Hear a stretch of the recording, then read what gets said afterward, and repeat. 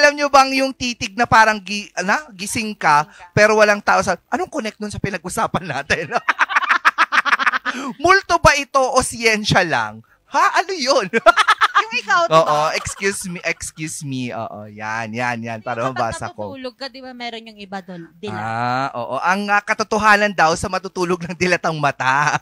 Yun pala yun. Multo ba siya o siyensya? Parang pag nakamulat kasi siya, ano ba yan? Sinapian ba siya? Oo. Tulog ka bang mulat? Hindi, ikaw. Real? Kuha ko sa'yo. Real? Yeah. Literal na. Kaya parang dami kong nakikita. Wah, habang tulog. Naku, alamin natin yan sa Kata-Wonder.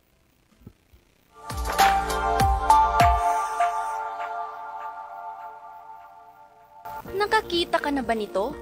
Taong natutulog pero parang medyo dilat ang mga mata. Parang may kakaiba. Ano nga ba ang dahilan nito? Saan ito nanggagaling? At higit sa lahat, ano ang ibig sabihin nito? Ang talukap ng ating mga mata ay kinokontrol ng mga kalamnan at nerbiyos. Ang istruktura mismo ng talukap na ito, kung maikli o mahina, ay pwedeng maging dahilan. Ang bahagyang pagdilat ng mata habang natutulog ay hindi isang sakit, pero isang senyales.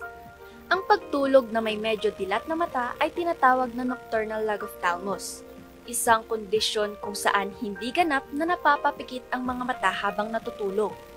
Ano nga ba ang dahilan nito? Una, there's no enough sleep. Maaaring dahil ito sa hindi gaanong malalim na pagtulog, kung saan ang mga kalamnan sa paligid ng mata ay hindi totally relaxed.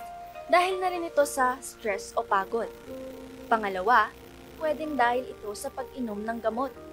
Ang pag-inom ng iba't ibang klase ng gamot tulad ng mga pampababa ng presyon ng dugo at maging ang ilang allergy medication ay maaaring magdulot ng pagtutuyo ng mata na nagre-resulta sa hindi ganap na pagpikit ng mga mata habang natutulog.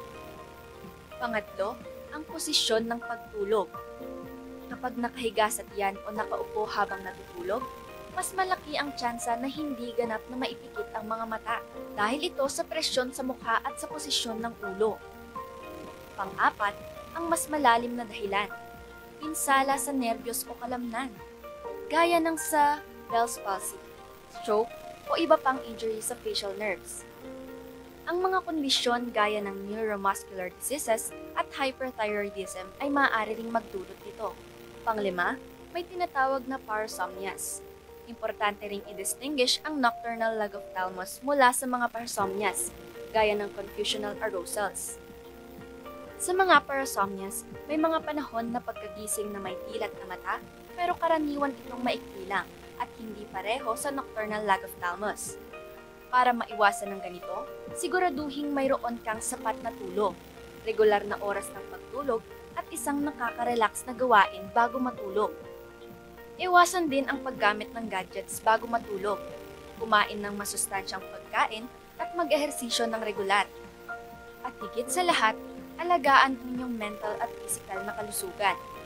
Pero kung madalas at nagkakaroon na ng symptoms gaya ng redness, itchy eyes, blurry vision, and dry eyes, mas mainam na magpakonsulta sa ophthalmologist.